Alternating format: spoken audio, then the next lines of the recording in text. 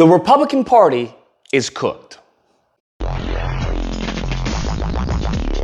Oh my goodness. So I'm sure many of you guys are well aware, unless you've been living under a rock, that there was a complete destruction of all Republican candidates. Okay, they lost everywhere. All right, we're looking in New Jersey, New York, and Virginia. All lost. That being said, what is happening is that there is a giant rift in the Republican Party. And there is two ways that the Republican Party can go. Because obviously, when any time, Republicans lose or any party loses, there are always going to be those people who have solutions. There are always going to be those people who have opinions, right? And they're like, this is what we need to do. This is why we lost. This is what we should do, yada, yada, yada. But usually when those people give advice, it's usually because they've been paid by Qatar, they've been paid by Israel, they got their $7,000 check.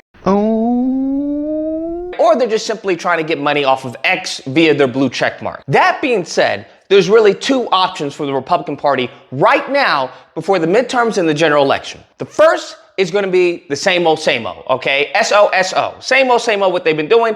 Or they can go America first. Now, America first is mask off. Same old is mask on. The problem that the party has been having right now is that it's been conflicted. They've tried to stay in the middle. They can't stay in the middle. So when it comes to the same old, well, they're already saying it. You have a lot of people who are saying, oh, they hate you. Look at who they voted for. They want to kill you. This is the party, okay? We got to stand up and fight. We got to unify. They want to kill you, yada, yada, right? All this fear-mongering that they're doing. You have, people like Vivek Ramaswamy, like, oh, we got blown out. We got to end the identity politics, and we got to do more for Americans, yada, yada, yada. There's two key lessons for Republicans. Listen carefully. Number one, our side needs to focus on affordability. Make the American dream affordable. Bring down costs, electric costs, grocery costs, healthcare costs, and housing costs, and lay out how we're going to do it. But Brondo's got what plants crave. It's got electrolytes. And number two, cut out the identity politics. It doesn't suit Republicans. It's not for us. That's the woke left's game, not ours. We don't care about the color of your skin or your religion. We care about the content of your character. That's who we are. Just completely just bereft of the irony of him talking about identity politics. Sir, you are the identity politics. I don't think you happen to know that. Yes, your Indian self and your family, identity politics to the Republican Party. He's out of line, but he's right.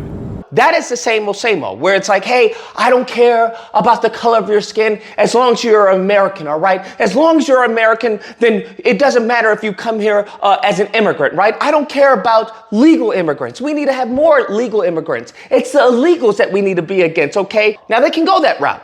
Or they can go the America First route and take off the mask.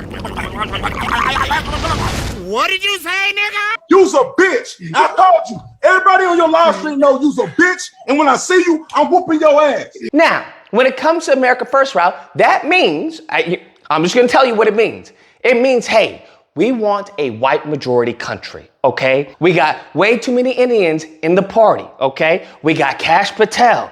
We got Nikki Haley. We got Vivek Ramaswamy. We got, Dinesh D'Souza. There are way too many brown people in this party representing us. That has got a limit. When it comes to H-1B visas, we got to eliminate that. We don't want Indians taking good white people's jobs. That's not what we want. Damn. When it comes to the gays, they've got to go. Scott Presler, I appreciate you, but you got to go with your little permed straight hair and get your little, sissy self out of here. When it comes to what's his name, Rob Bushy-Smith. Rob Bushy-Smith already left the party. That's good. That's a good job. When it comes to the trans, y'all got to go. I'm sorry, Caitlyn Jenner, but you got to go, all right? You're not a part of this party. That's not what we want. That's degeneracy. That is filth. God despises that. God sees that as an abomination in his eyes. Y'all got to go. The blacks are fine. They can stay for now, okay? Just as long as we keep their population, under a certain number, and as long as they keep on bickering with the Africans, that's fine. As long as they keep on doing their dumbness and, they keep on killing themselves, I don't have a problem with that. As long as they're not in our communities, I don't have any issue with that, okay? I have no issue. The few of you can stay. When it comes to everyone else, y'all got to go. When it comes to immigration, I don't care if you come here legal, okay? We want white legal immigrants. That's what we want, okay? If there was an influx of illegal white immigrants, we wouldn't have a problem.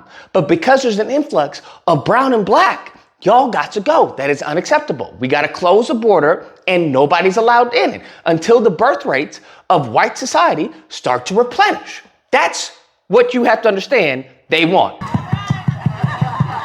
Wake up, nigga. When it comes to Israel, no more Israel. We're not funding Israel, okay? We're not giving any money to Argentina. We're not giving any money to Ukraine. We are America first. The money goes to us. That's where it needs to go. Now, I'm not saying that I'm advocating for that to happen. Actually, no, that's a lie. I am advocating for that to happen. I think that would be the best thing ever.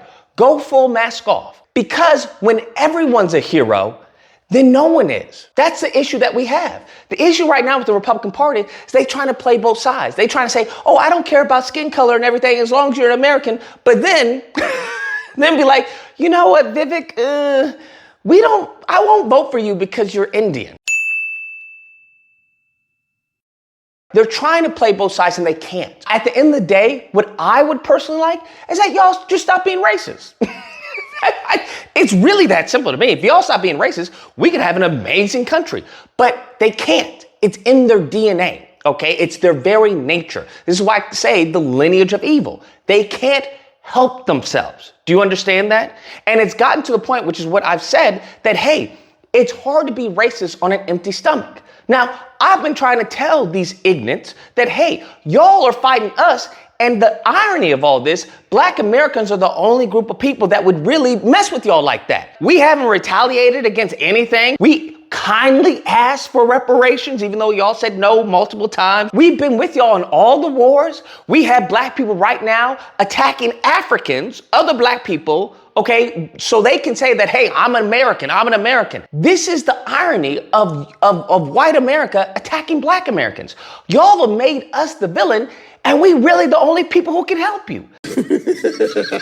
We really the only people at the end of the day, there is no ulterior motive. There is none. When it comes to a black person, like, hey, we either like you or we don't like you. There is no, well, what's the 60 chess plan so I can take over the country or take his job or get in a position of power and enslave all white people. That's not how black Americans think. You're seeing a lot of these people, right, like the Vivek Ramaswamys, like the Dinesh D'Souza, like the Patrick Bet-Davids, a lot of these brown people who are coming out and saying, hey, no, we are for all Americans. That's what we have to have. And the thing is, y'all never believe that. Y'all never believe that. Republican Party has never believed that. And that right there is the problem with the Republican Party. They've tried to be something that they're not. Listen, be the racist that you are. Be for the white people. Be for the white majority and trying to attain that. Be for that. But don't try and say, oh, we're not racist. You know, look at Candace Owens. Oh, we're not homophobic. Look at our, Scott Presler. Stop being something that you're not. Don't talk like one of them. You're not. Even if you'd like to be. Be who y'all are. Be the lineage of evil. Then I would say it's up to the Democrats to be like, okay, well, y'all got to fight the lineage of evil. Because what they've tried to do is both parties have tried to, be milquetoast with it. They try to, just sit on the fence. Y'all can't do that anymore. Especially not moving forward. You can't do that. But this trying to play, pussyfoot with black people, Hispanic people, white people, Asian people, Indian people, that's not going to work for y'all. That's not going to work for you. The reason why, your heart's not in it. You can say you don't care about the color of the skin and the content of the character, but that's not really the case. Damn. You've never truly believed that. History shows that. Even today, you don't truly believe that. Now, that being said, here's the banger, okay? Here's the cherry on top of this stupid sundae. The funny part is do you have the numbers to actually go back to the old school ways? Do you have the numbers to actually be racist? I'm curious what makes you so curious.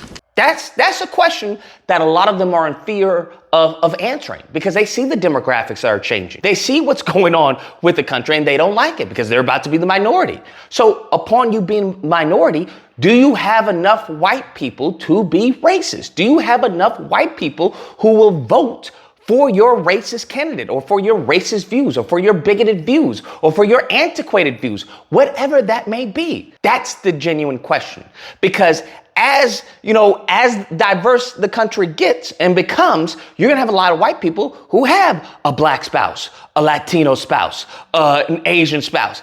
And then that's really going to turn them off when you're talking about white power. That's going to turn them off when you talk about, I want a white majority and this is what we want. That's going to turn them off. It just is what it is. Now, some of them may be sleeping, agents, but many of them, it's going to turn them off. Then you're going to turn off as far as the Indians. You're going to turn off the Latinos. You're going to turn off the Asian. You're definitely going to turn off black people. You already know that. So you have to take into account, do you have the numbers to even be racist anymore?